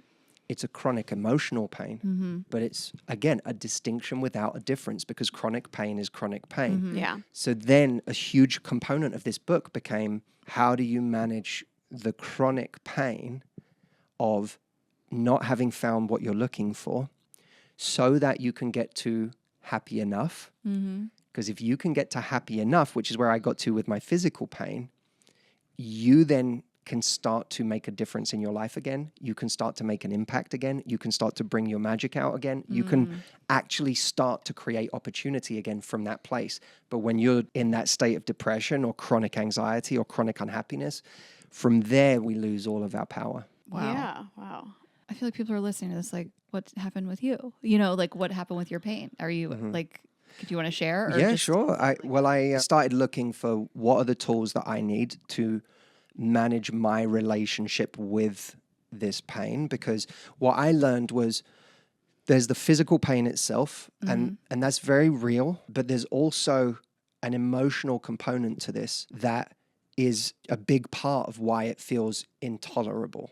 Is that like anger, frustration? It was anger and frustration. It was the story I was telling myself about this pain, which was that it's my fault. I've somehow caused this. I've somehow done it to myself. Okay. So it's my fault that I'm in pain all the time. It's never going to go away. And if it never goes away, then my life is ruined. Yeah. And it's all over. I'm never going to be productive again. So all the things I want to achieve, I'm never going to achieve. People aren't going to find me attractive anymore once they realize how fragile I feel. Because even if I look a certain way on the outside, I'm not on the inside. I feel like I'm about to break. I'm about to snap at any moment. And once someone figures that out, I'm not the strong man that someone's going to be like attracted to. So I'm never going to now attract the kind of person I'd like to attract. It was all this story that turned pain in the moment into something that was immediately insufferable and intolerable. And I put these tools in the book. I started to find tools that really helped me. So for example, I had a coach that, you know, one of the things during this time, I felt like things I loved kept being taken from me because they all made my pain worse. So like a nice glass of wine or eating certain foods. I love food. And it's like one of the things that I escaped to. And then food started to make my pain worse. And I was like, what am I going to do? This is like whatever comforts I have left are just being taken from me. And I said this to a coach, and she said to me, listen, we don't know how these foods are going to affect you in 5 years. We don't. We don't even know where this pain is going to be in a year. So let's lose the ceremony of I can never have food like this again. I can never have a glass of wine again. Let's lose that ceremony and just change these things for now. Okay. And then we'll adjust and we'll look at it in time. But she picked up on the fact that I was going into this catastrophic thinking of I'm never going to be able to do these things again, and not acknowledging the truth that everything changes. Yeah. Everything changes, and it's changing all the time. And that's true of people's love lives as well. We have a story we tell ourselves that, you know, I've been single my whole life, or I've never found the love I want, and the past is going to equal the future and it's never going to happen. But everything changes. You never know when someone's going to walk into your life and it's going to be a different kind of love, something you've never experienced before. You could also find it and think it's the greatest thing ever and lose it. Half the friends you're jealous of right now are not going to be in those relationships in 5 years. Absolutely. So one of the things you talk about, so you open the book, How to Be Single, and a parallel for it, you use your pain. And then the first chapter, you're like, all right, well, let's work on this. And you open with fight against your own instincts. And I love that. And you started by saying, like, you think like my instincts are good, lean into them. But like most people don't start off from a place of like secure attachment, great families, you know, safety. And so you're just like, whenever you want to do the opposite. No, I'm just kidding. But I love the chapter. And you talk about, I wanted to unpack these themes of like when someone goes cold, fighting for it, bargaining, things like that. So can we talk a little bit about fighting against your own instincts? I had a boxing trainer once that told me, his name was Martin Snow. He said, your instincts can get you killed. In a boxing match, your instinct, if you're not trained, is when someone throws a punch at you, you blink. That's not a good instinct. Right? But it's what we do naturally. Right. We have to train the instinct to block or to slip a punch. The same in a riptide. If a riptide pulls you out to sea, the instinct is to swim to the shore as quickly as possible in the straightest line you can find. But that's the thing that makes you fight the current and drown. Yeah. We have this idea that we should trust our instincts, but our instincts can be misguided. Our instincts are what we developed for survival. Think of that phrase, survival instincts. Well, what we had to do to survive in an earlier time in our life isn't necessarily useful in the current context, but we developed those instincts and we're still using them now. So our instinct might be when someone pulls away, to text them more. Or when someone becomes scarce, to value them more highly. Those are not good instincts. Those are instincts that will get you hurt. Our instinct might be the moment we have a crush on someone to drop our entire schedule, to stop going to any classes we enjoy, to stop seeing our friends, and to give them all of our time. And that would be a bad instinct. The instinct is when we go on a great date with someone and we think, oh my God, this person's amazing. I have such a strong connection to them. The instinct is now to do whatever we can to make it work with this person, even if we have to lower our standards to do it. And by the way, the instinct is also, if you have an amazing time with someone, to now think that they're probably the right person for you, despite the fact that afterwards they don't call. That's a bad instinct. And it's based on this idea that if I had an amazing time with someone, that must mean something very, very important. But how great of a time you had with someone is only a measure of their impact. It's not a measure of their character. It's not a measure of how great they'd be in a relationship. And lots of people can be great on a first date. You know, somebody that's just generally charming and has a lot to say and smiles a lot, makes good eye contact, isn't necessarily a good partner. It just means they're good at being on a date. And by the way, some of the most dangerous people are the best at being on a date. Totally. Because that's what they specialize in, is making you feel very, very strong feelings very quickly. So these instincts are dangerous. We have to be really careful. I think there is a deeper intuition that we should trust, but most of us are so out of touch with that intuition that we follow our instincts and we call it intuition. But really, it's just this reflexive thing that we do when, oh, someone's not giving me the attention I want. Let me see if I can fix it. When I was dating my now wife, Audrey, there was a moment where I went back to LA. We weren't in a relationship, but she was evaluating me for that role. And I got back to LA and I was like, God, I can't do a long distance. I can't do this. I can't be in this long distance thing. And slowly I started to fade. And then a few weeks after, I sent her a message, having barely texted, and said, I miss you, which I eye roll at looking back on it, but that's what I did. I know a lot of people in that situation, their instinct is to be like, I'm so happy they text me. And they're saying something affectionate. So I kind of want to roll with it and see where this goes. Yeah. That's the instinct. But Audrey did not do that. She sent me a message that said, hey, I hope you're well. She said, I don't really know what to say when you send a message like that. We haven't really been that close for a while now. And rightly or wrongly, this message comes off as a bid for attention. That was literally the text she sent me. And that was like... Go off, girl. She's like, take your I miss you and shove it up your ass, Matthew. But that was the subtext. She's like, I can't even get a fucking text back. I miss you. Get out of here. And Matthew was like, that's probably the woman I'm going to marry. Oh my God. He's like, that's hot.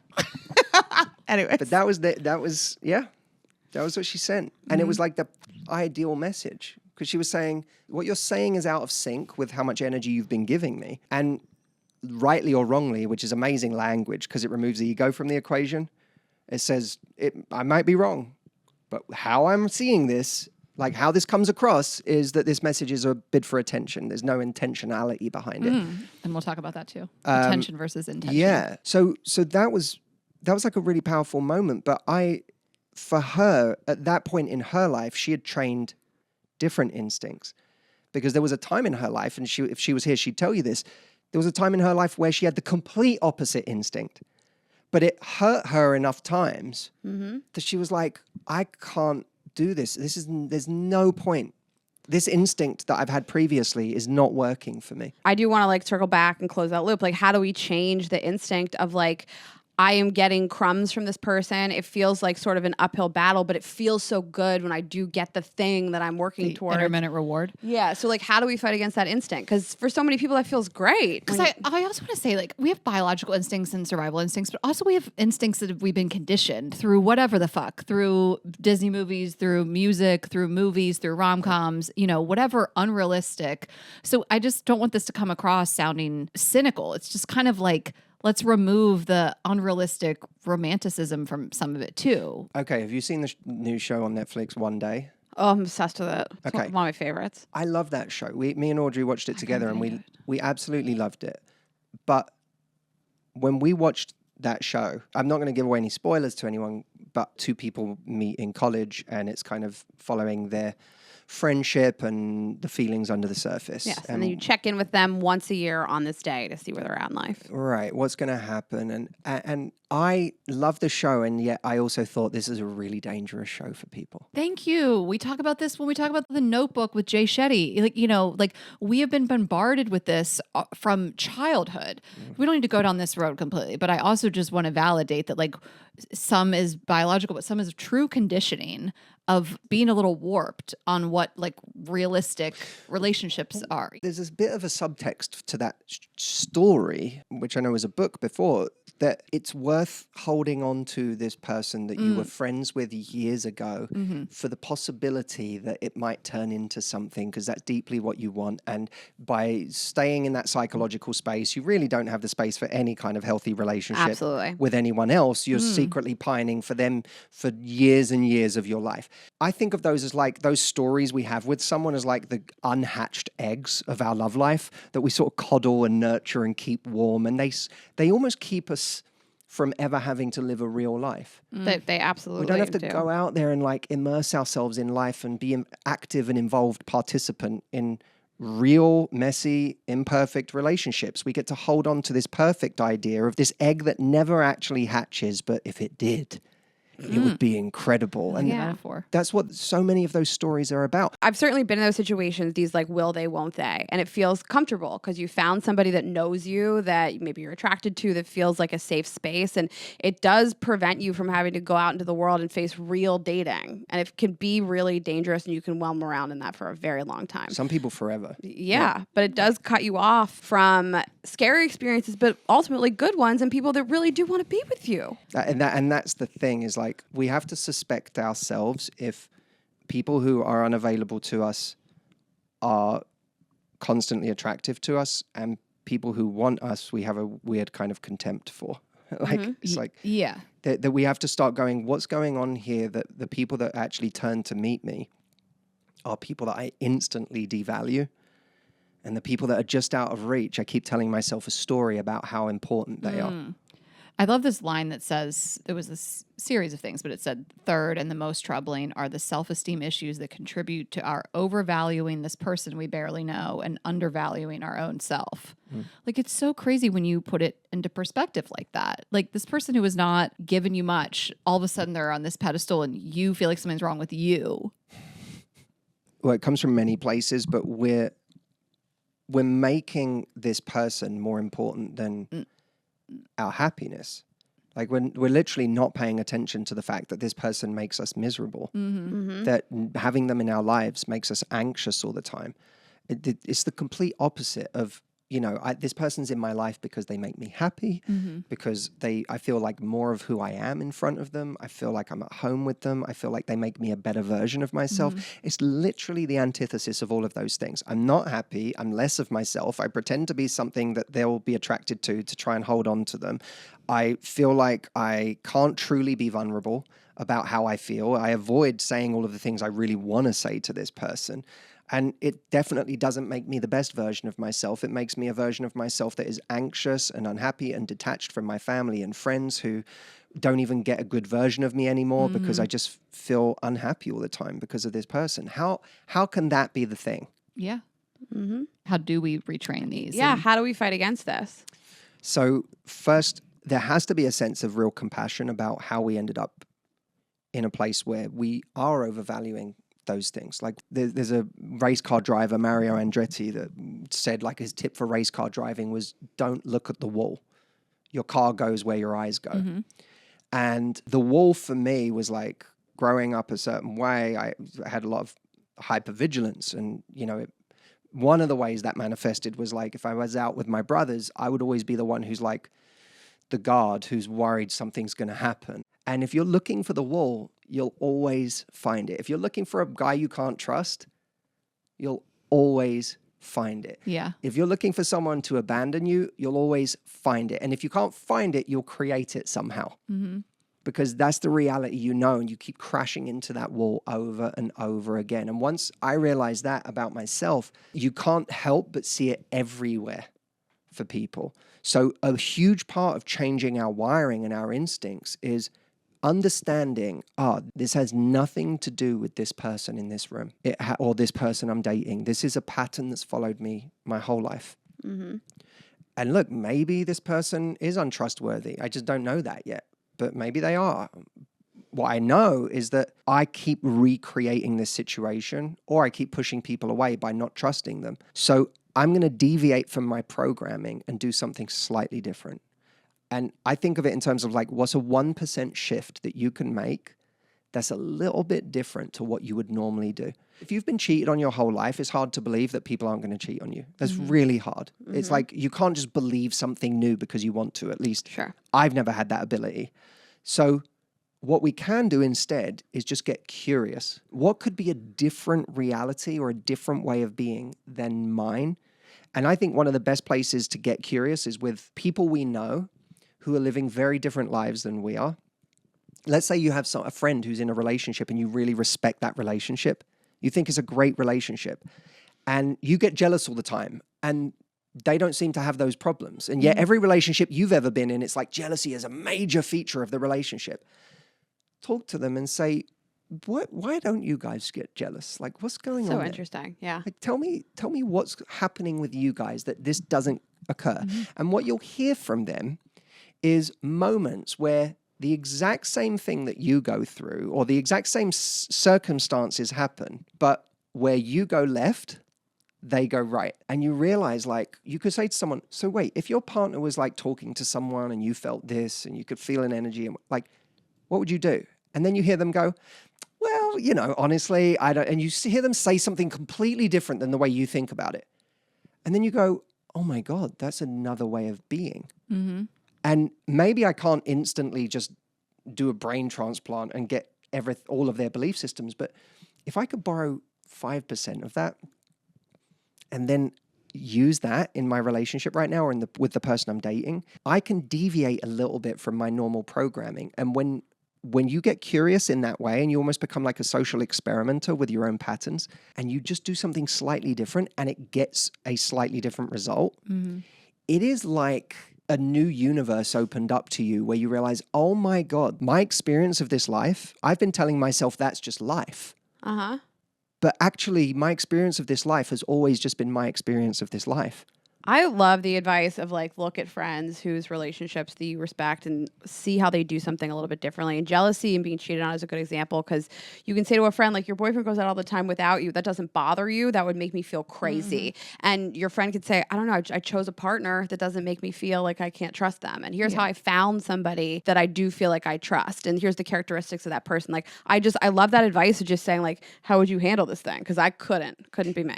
You have to make peace with the fact that when you ask those questions, you are like a toddler learning to walk in an area where other people may be natural athletes. I've been running, yeah. And that's okay because they didn't have the same trauma as you. They didn't go through the same things. They like developed differently. So, by the way, you're an athlete in areas where other people are a toddler. That's okay too. But I really believe in asking really, really dumb basic questions about areas of life that you admire other people in, where you feel like, God, I know this is easy for some people, and for me, it's the hardest thing in the world. I really believe in that. Yeah. I think we also asked you like a really loaded question about what the whole book's about. Like, I think we're like, so how are we better about this? And that's kind of what the whole book is. It's like really broken out into like a bunch of different segments that I feel like I was saying to you earlier, if you really read this cover to cover, you are retraining those instincts. That's almost like what the book is. So I feel like we really lobbed a heavy question at you. But like one thing I loved is these are small things that we're learning, which one of the chapters I love so much was that attention is not intention. And I love that statement, but then you also broke it up into 6 steps for sorting attention versus intention. And you wrote this line, don't invest in someone based on how much you like them, invest in someone based on how much they invest in you. So just little things like that, or like maybe someone never thought of that. Maybe someone never thought that attention is different than intention. Can you explain a little bit of that? Attention can feel like intention. Right. Because someone gives us attention, it feels like the best thing in the world. This person I likes me. That's the best feeling ever. It feels like we've discovered like, the holy grail, oh my God, this is it. This is what I'm supposed to feel. But we forget to check in with whether this person has any of the same intentions we do. Sure. Like there's a chapter in the book called How to Tell Love Stories. And it's a really important chapter because it focuses on what love stories we tell ourselves or how we tell ourselves love stories that either make them important or insignificant. And there are 4 levels of importance that I write about in any situation. There's admiration, which is just where you think someone is great from afar. You think they're attractive, hot, sexy, charismatic, eligible, whatever. But there's something about them you really like. Not a very important thing because that's where like you get unrequited love from. They may not even know you exist, right? Sure. So it's not important. Level 2 is mutual attraction.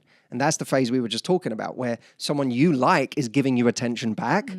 And it feels like the most important stage. You're like, oh, I found it. Now I just have to make it work. We hear all the time people saying, he calls me all the time, texts me, never asks me out. Why? Yeah. It's like, that's because he likes attention. Yeah. And by the way, he likes you. It's like, sure. He likes you. It's when people say, does he like me? It's like, yes. Yeah. Yeah. That's what But all it the does- text but messages to are what That for. should be the bar. He likes you to no end. Yeah. Like that's the key thing to focus on. You're You're focusing on the yeah. wrong part of it because then that's where level 3 comes in is you go beyond mutual attraction to commitment. Are they saying yes? And if they're not saying yes, then level 2 becomes kind of worthless, really. What's the value of it if someone doesn't say yes at the end of it? Totally. Right. Then level 4 is compatibility. And compatibility is do we actually work together? But when you're talking about that chapter, attention is not intention, that really highlights a key difference between level 2 and level 3. Level 2 is just attention. But level 3 is really about do we have the same intentions? Do you want a relationship? No, you don't. Okay, well then this is really a waste of my time. And we have to start getting very, very clear about what is a good use of our time. And also, one of the things I hope this book does for people is that it's not just about learning who and what to say no to. It's a bit more proactive than that. It's a bit more empowered than that. I love that idea of invest in who invests in you. I think of it almost like there's this pride proactivity spectrum where on one side is extreme pride where you never do anything because screw everyone, I'm not going to give them the power to reject me. And then on the other side is extreme proactivity where you just keep being the initiator and you don't have any shame about constantly chasing someone down even though they're not trying.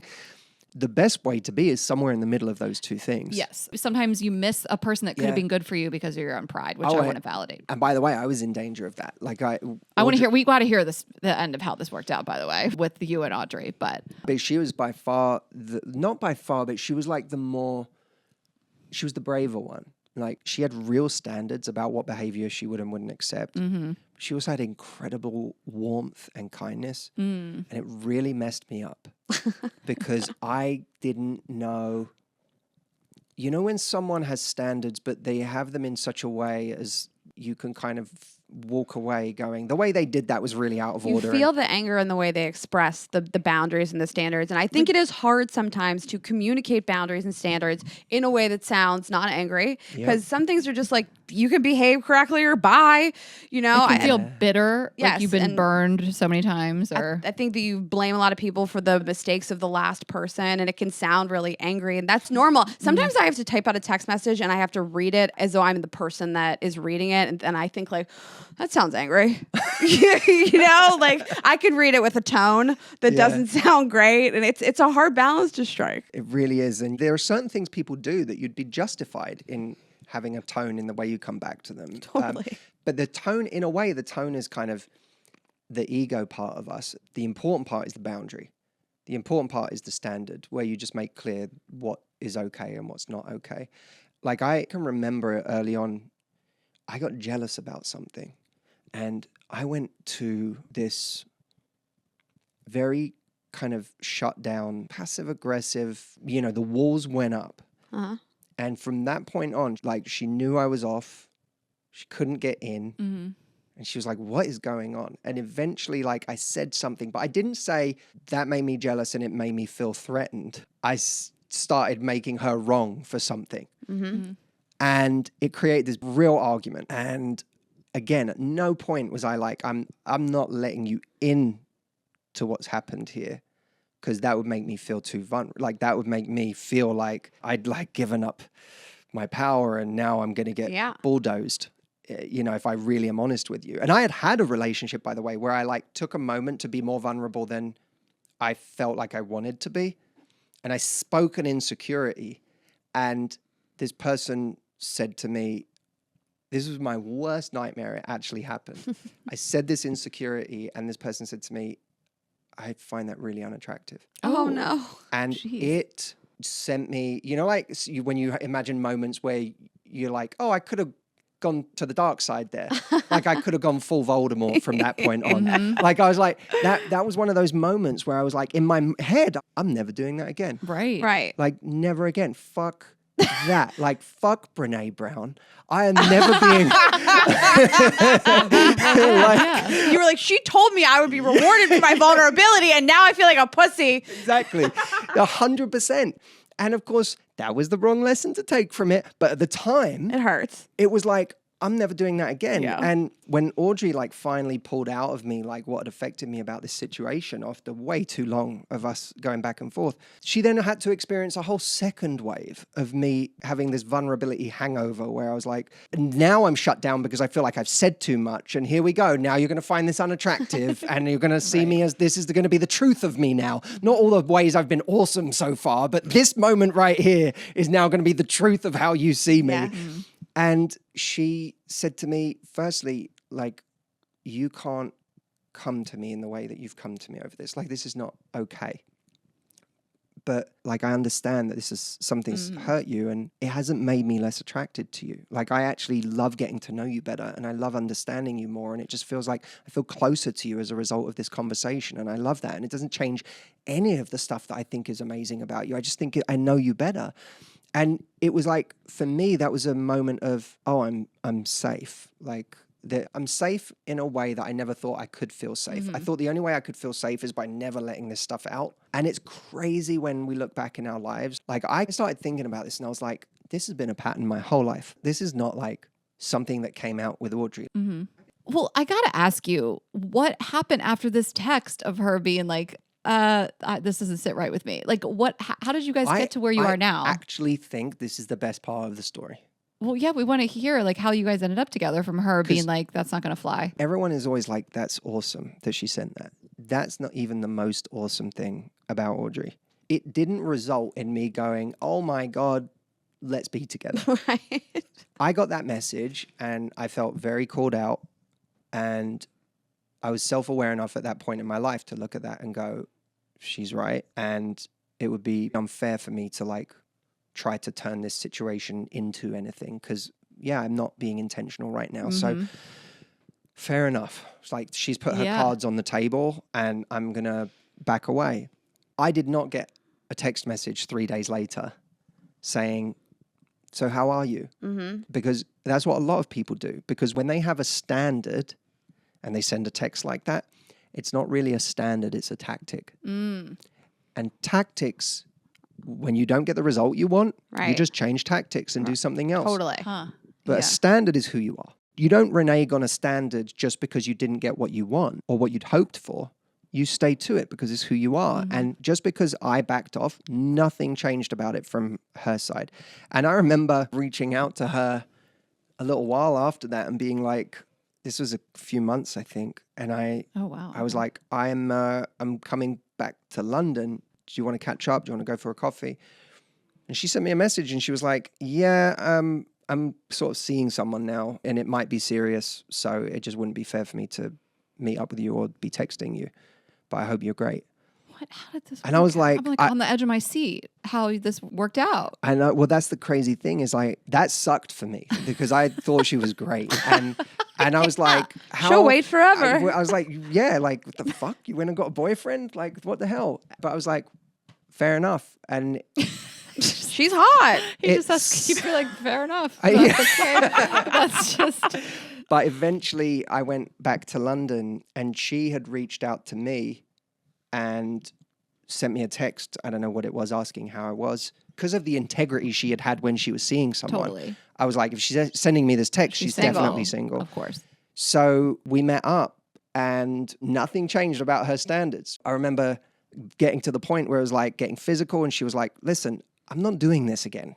If you're not open to actually seeing where this goes, I have no interest in this. Like let's just chalk this up to like, it's been a nice time. It's been great to see each other again, but I'm not interested in going down this road if you're not actually coming from an open frame of mind about seeing what this could be. Yeah. And she wasn't saying like, we have to call each other an item right now. Yeah. She was saying, unless you're open to seeing what this could be. Keep your clothes on.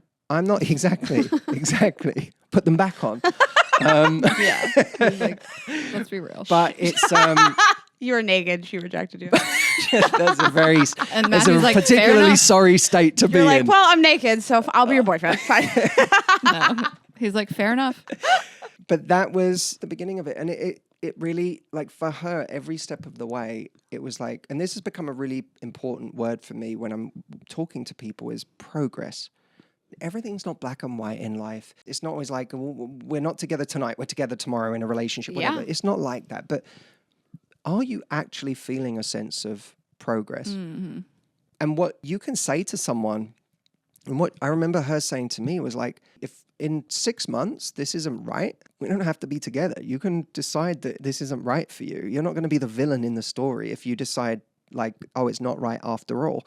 And by the way, we might get 6 months from now, I might decide that you're not right for me. Yeah. Like either of us are entitled to do that. But what I'm not going to do is put energy into this if you're not actually going all in right now to see what it could be. If you're going to half-ass it, then let's not bother, because I'm not going to give you my best energy and you're giving me half of yours. Either you genuinely are seeing where this could go, or let's not bother. But you're not signing in blood. No one has, I'm not asking you to make a pact that we're always going to be together. I'm asking you to commit to seeing what this could actually be if we're going to bother with this. And that, I think, was a very powerful thing, because it simultaneously created a high bar for what she expected, while simultaneously lowering the stakes. And for me, in my head, lowering the stakes was actually what I needed, because I had been in situations before where I had run it down the road with someone and then I'd hurt them, and I felt like, oh God, like I hated myself every time. I always ended up feeling like a villain. I hated myself. I was like, I just don't want to do this. I can't face like either getting hurt or hurting someone else. I'm just done with it. And so I started to become avoidant in that sense of like just worrying about even getting in like the water with someone. And she was like, no, let's see. And she was like, it's okay if you decide this isn't for you, but you can't not go all in. And that lowered the stakes while raising the standards. And that combination was what allowed me to start actually fully investing without feeling like it was too much pressure. And when I started fully investing, I started actually seeing how great it could be. Yeah. And that's what changed things. It's hard to imagine that you can exist in this space of life is long and we don't have to sign up today to be together forever. But also, I don't want you to whelm around and waste my time. Yeah. It's a hard space to like find. And it sounds like you both found your groove, because you talk a lot about like lowering the intensity in the beginning of a relationship and not doing so much future tripping. Like, is he going to be the best father, the best husband? I want to introduce him to all my friends, send his Instagram to everybody. Isn't he amazing, incredible? Like, I think we want to do that. It sounds like she kind of like lowered the intensity, but still being intentional if we're going to be here together. Exactly. And that's the least you can ask of someone is, I think part of the reframe we can do for ourselves is to say, my time, my energy, like when I shine my light on someone, it's a really special thing. Like that's a beautiful thing that I get to give someone. And I don't just give that for free. Like that's something that you have to actually go all in with me, or at least be open to seeing where it goes. Or there's 1,000 other places I could be putting this energy in my life. And I think too often, because we don't value the energy that we have to give, we don't see it like that. So we'll give it away at any price. Or we think that by getting close enough to someone, if we can just keep giving and giving and giving and giving, regardless of what they're giving back, we can get close enough to someone that they will start to see our value and will become irreplaceable and indispensable to them. And there'll be this tipping point where all of a sudden they go, oh my God, you're right. I can't believe it. Look how great my life is because of how close you are to me. But this is another bad instinct, because unfortunately the opposite happens. Someone feels that there's absolutely no price for all of this energy from you. Right. And so they completely take it for granted. They barely even notice how much is being given to them. They feel entitled to it. And it can be truly horrifying for people to realize that when push comes to shove, after months or even years of giving your best energy to someone, their intentions haven't moved an inch. Well, you really have a lot of great information here. And the chapter, I love the title, is Do Not Join a Cult of Two. And you'll explain what that means. And it talks a lot about like defining the relationship, and you give language to use and all that kind of thing. We get asked that all the time, like, how do I have these conversations where you can really, screw yourself by being in this undefined relationship when you know what you want. And you give this example of this woman that I just feel like I have to bring up because Ray and I see this all the time. And she was in this, it sounded like a situationship that she had convinced herself it's what she wanted. And she was really kind of like stood up and talked to you. And she had this like whole bad bitch persona. And it's like, no, like I want this too. Like he's not committed to me, but we've agreed to this. And she finally broke down when you asked her a series of questions and was like, the truth came out. And what you wrote was she had appropriated his excuse in order to stay in rapport with him. And in doing so, had silenced her own voice. When she was speaking to her own friends, it wasn't her speaking, but the guy who was ventriloquizing her to maintain a status quo that he was happy with. And it breaks my heart when we see this happen. We see it happen all the time. And you know that someone has just conceded of what they really wanted and had someone break down their boundaries to have what they want. And then you've somehow been convinced that that's what you want too. It's kind of terrifying, the ability people have to be able to do that to us.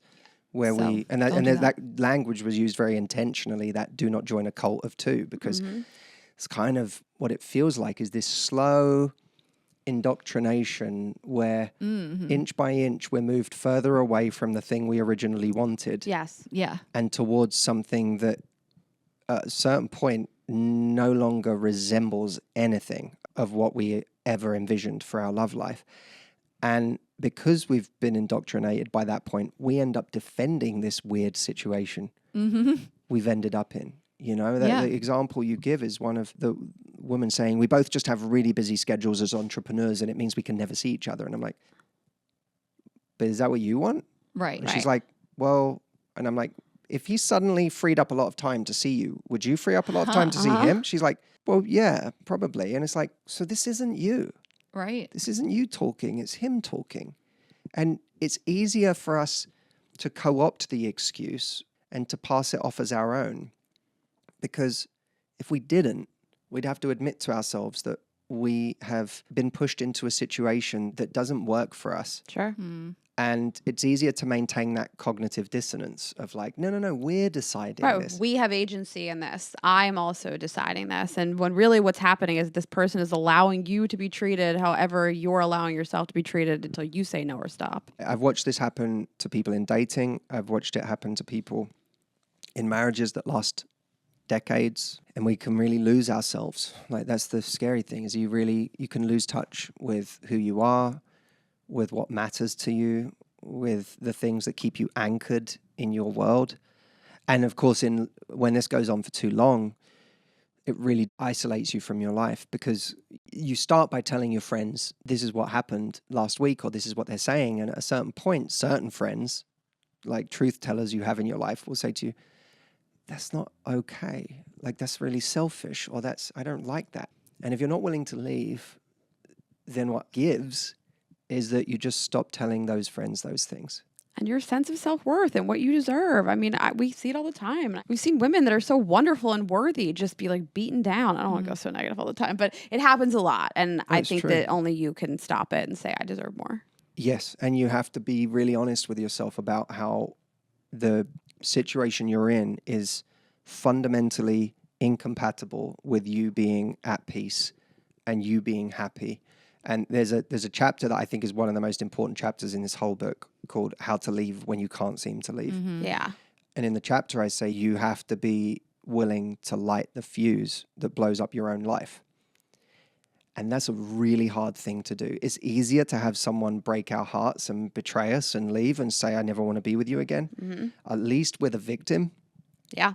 But when this person will gladly take your time, your life, your intimacy, and just put you on a slow drip for the next 30 years of your life, you have to be the one to detonate. And that's a really, really difficult thing to do, especially when you consider the short-term chaos, the mess that you will feel in your life as a result. It takes massive guts to be the one to do that. And there's no easy answer to this. The tragic thing is that some people have to get to a place where their life completely blows up before they find the strength to do that, before it almost becomes like there's no other option because my whole life has fallen to pieces because of this person. And that's what happens in a lot of narcissistic relationships, is that someone's entire life has to fully blow up before they walk away. My mission with that chapter, I say this with complete humility, because for some people it will help them, and for other people their lives will need to blow up. But if I can get 10% more people to detonate before their life has to blow up 5 years from now or 10 years from now, that to me was worth writing the book for. 100%. We hope you guys detonate. Light that fuse, blow up your life. No. It's been a very romantic episode. Yeah.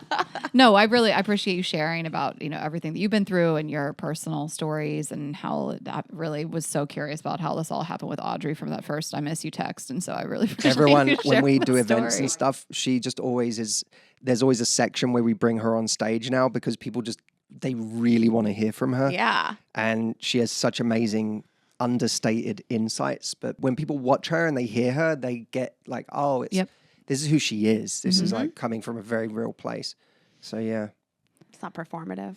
No. Well, this is wonderful. Ashley and I we read a lot of books about dating, relationships, and we just love this. And we love your wife, and we've met her, and she's great, and we love having you on the show. And I'm sure that everybody's going to want to get the book and find you. And are you still doing events? Well, we're doing an event on May the 4th Great. called Find Your Person. And the whole event is like, what would I tell people to do with their next year if I was trying to make it inevitable that they found their person? Maybe I'll come. And it's like me creating a roadmap for people. But the cool thing about the event is it's literally free for anyone who gets a copy of the book. It's an exclusive event, so only people who get the book can come, but it's virtual. You can do it from anywhere in the world. My wife, Audrey, is going to be joining me for part of it on stage. And if you go to lovelifebook.com and order a copy of the book, you can literally put your receipt number in on that page, and we will email you your complimentary ticket to that event. So I'm sure it'll be great. You've done so many speaking events and live events and everything, so I'm sure it'll be wonderful. And people can find you on Instagram and everywhere else they can find you. Your website, by the way, looks great.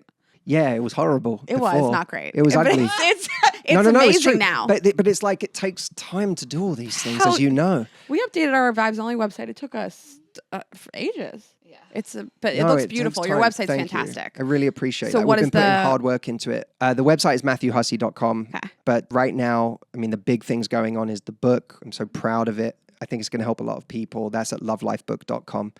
And we have retreats. We have a retreat this year that we're doing, and people can come and check that out. And the podcast, Love Life with Matthew Hussey, is our podcast if you want to check that out. But honestly, you're never going to get, like, if I make a YouTube video, I've spent like 5 hours on that YouTube video. This book has had hundreds of hours spent on it. So like it's the best value thing you'll ever get. Get the book. Get the Yes. book. Yeah, Yeah. we can't recommend enough. You guys, one Absolutely. thing, get the book. And you guys know where to find us, girlsgottaeat.com for those tickets to the No Crumbs tour, Girls Gotta Eat podcast on Instagram and TikTok. I'm Ash Hess. Raina's Raina.Greenberg. Of course, Vibes Only. That's going to be vibesonly.com. Subscribe on YouTube. Share this episode with a friend. Get Matthew's book, and we'll see you next week. Have a good week, guys. Bye.